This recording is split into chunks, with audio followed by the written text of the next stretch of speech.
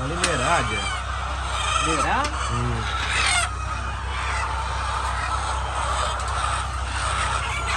Itu hukuman mana lagi? Ini भी हक नहीं लाई तो ਕਿਹੜੀ ਇਹ ਝੋਕ ਰੱਖਦੇ ਨਹੀਂ ਇੱਥੇ ਇੱਥੇ ਪਲਟੇ ਕੱਚੇ ਅੰਗ ਤੇ ਹੋ ਜਾਂਦੇ ਨੇ ਤੇ ਬੱਚੀ ਉੱਤੇ ਕੁੰਡੇ ਮਾਰ ਦਿੰਦੇ ਸਾਰੀ